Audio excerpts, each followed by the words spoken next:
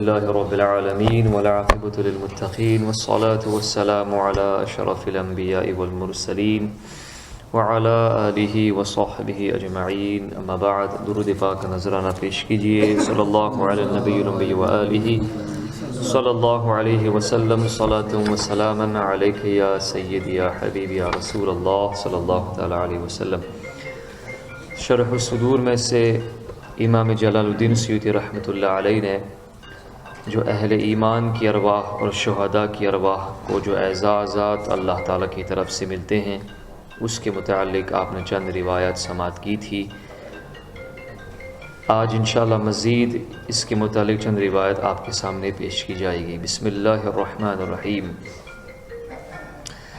سیدنا عبداللہ ابن عمرو ابن عاص رضی اللہ تعالی عنہما سے پوچھا گیا کہ مرنے کے بعد مومنوں کی روحیں کہاں ہوتی ہیں؟ تو آپ نے فرمایا کہ سفید پرندوں کی صورت میں عرش کے سائے میں ہوتی ہیں، اور کافروں کی روحیں ساتویں زمین میں ہوتی ہیں. جب کوئی مسلمان انتقال کرتا ہے تو اس کی روح مؤمنین کی ارواح کے پاس سے گزرتی ہے جن کا خاندان دنیا میں ہوتا ہے، تو وہ اس سے اپنے دوست احباب کا پوچھتے ہیں. اگر وہ کہے کہ اس کا انتقال ہو چکا ہے تو وہ کہتے ہیں کہ اسے نیچے لے جایا گیا، اور اگر وہ کافر مرا تو اسے نچلی زمین میں پھینک دیا گیا. وہ اگر کسی اور شخص کے بارے میں پوچھتے ہیں اور وہ روح اس کے مرنے کی خبر دیتی ہے تو وہ کہتے ہیں اسے بلند کیا گیا ہے. سیدنا عبداللہ ابن عمرو رضی اللہ تعالی عنہما فرماتے ہیں کفار کی روحیں یمن میں حضرموت کے کنویں میں جمع کی جاتی ہیں، اور مؤمنین کی ارواح ملک شام میں واقع جابیہ کے کنویں میں جمع کی جاتی ہیں. سیدنا عروہ ابن رویم رضی اللہ تعالیٰ عنہ فرماتے ہیں ہر پاکیزہ روح جابیہ میں لائی جاتی ہے. جابیہ وہ شام میں ایک علاقہ ہے، تو وہاں پر وہ لائی جاتی ہے. امیر المؤمنین سیدنا علی المرتضیٰ کرم اللہ تعالی وجہہ الکریم فرماتے ہیں لوگوں کی سب سے بہترین وادی مکہ ہے، اور لوگوں کی سب سے بدترین وادی حضرموت میں واقع احقاف ہے جسے برہوت کہا جاتا ہے، اور اس میں کفار کی روحیں ہیں. یعنی کنواں ہے جس کو برہوت کہا جاتا ہے، یا وہ علاقہ کا نام برہوت ہے جس میں وہ کنواں واقع ہے، وہاں پر کفار کی روحیں جمع کی جاتی ہیں. امیر المؤمنین سیدنا علی کرم اللہ وجہ الکریم فرماتے ہیں کہ مؤمنین کی روحیں زمزم شریف کے کنویں میں ہوتی ہیں. سبحان اللہ. یعنی حرم کعبہ شریف میں متصل زمزم شریف کا جو کنواں ہے وہاں پر مؤمنین کی روحیں جمع ہوتی ہیں. سیدنا کعب الاحبار رحمۃ اللہ علیہ نے کسی کو حضرت سیدنا عبداللہ بن عمرو رضی اللہ تعالی عنہما سے یہ پوچھنے کے لیے بھیجا کہ مؤمنین کی روحیں کہاں جمع ہوتی ہیں اور مشرکین کی روحیں کہاں جمع ہوتی ہیں. تو سیدنا عبداللہ بن عمرو رضی اللہ تعالی عنہما نے فرمایا مسلمانوں کی روحیں اریحا میں اور مشرکین کی صنعاء میں جمع کی جاتی ہیں. قاصد نے واپس آ کر سیدنا کعب الاحبار رحمۃ اللہ علیہ کو یہ جواب بتایا تو آپ نے کہا کہ انہوں نے سچ فرمایا. سیدنا صفوان رحمۃ اللہ علیہ فرماتے ہیں میں نے یمن میں حضرت سیدنا عامر ابن عبداللہ رحمۃ اللہ علیہ سے پوچھا کیا مسلمان روحوں کے جمع ہونے کی کوئی جگہ ہے؟ فرمایا کہ ہاں زمین ہے.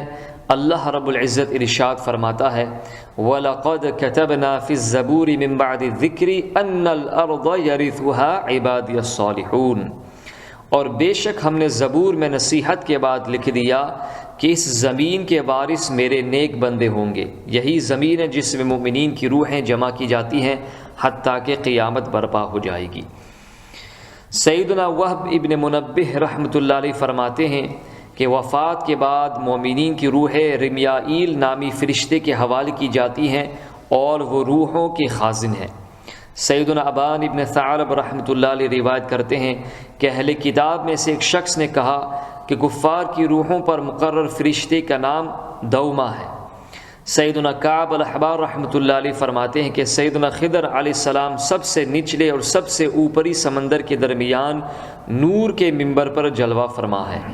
سمندری جانوروں کو آپ کی اطاعت کا حکم دیا گیا ہے اور آپ پر صبح و شام روحیں پیش کی جاتی ہیں.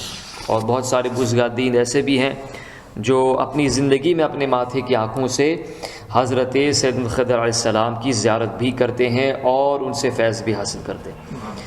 ایک اور بزرگ کا قول، ایک اور عالم کا قول اس کے بعد نقل کرتے ہیں کہ موت کے بعد روحوں کے ٹھکانے کا مسئلہ بہت عظیم ہے جو نصوص شرعیہ ہی سے حل کیا جا سکتے، یعنی عقل کو اس میں کوئی دخل نہیں۔ کہا گیا ہے کہ شہید و غیر شہید تمام مؤمنین کی روحیں جنت میں ہوتی ہیں سوائے گناہ کبیرہ کے مرتکب کے۔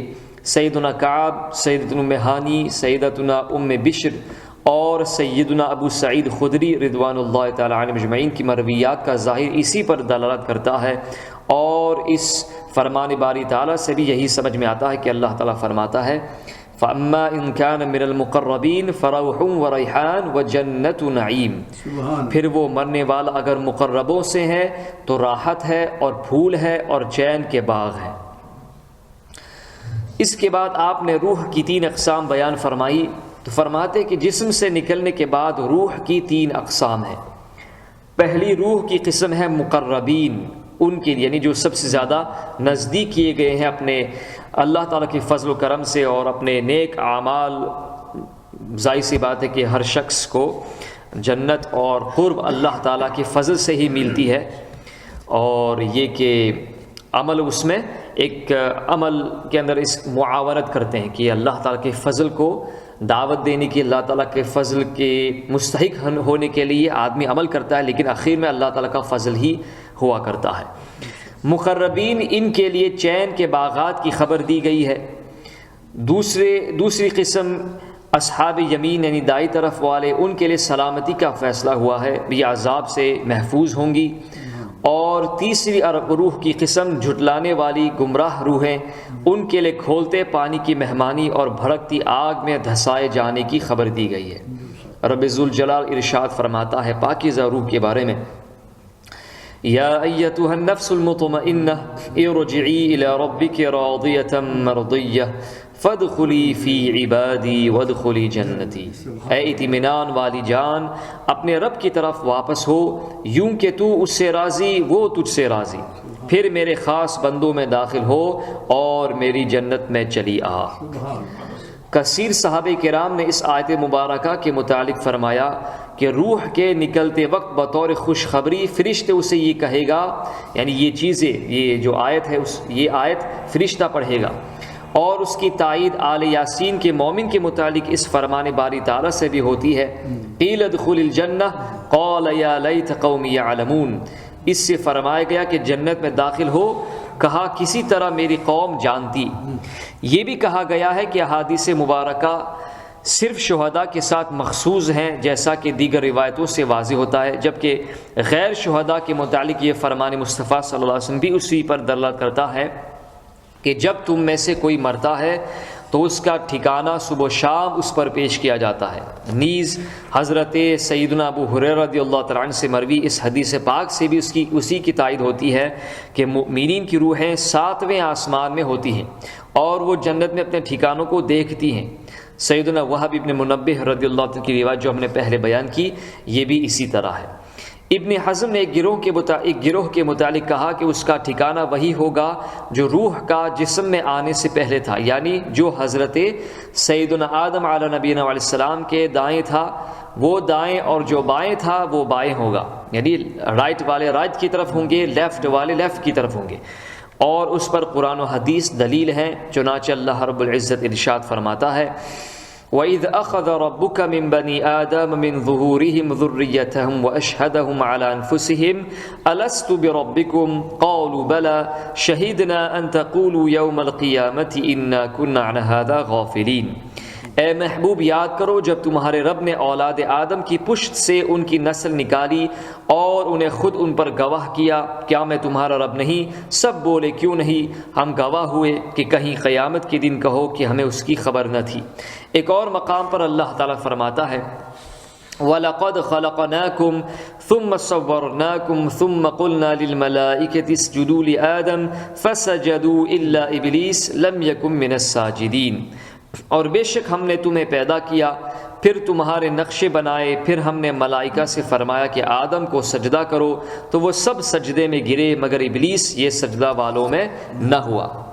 تو فرماتے ہیں کہ یہ درست ہے کہ اللہ رب العزت نے روحوں کو ایک ساتھ پیدا فرمایا ہے۔ نبی کریم صلی اللہ علیہ وسلم کا یہ فرمان اس کی واضح دلیل ہے کہ آپ نے فرمایا کہ الارواح جندم مجندہ، روح مخلوط لشکر تھی جو آپس میں جان پہچان رکھتی تھی، وہ محبت کرتی ہیں، اور جو اجنبی رہ چکی وہ الگ رہتی ہے۔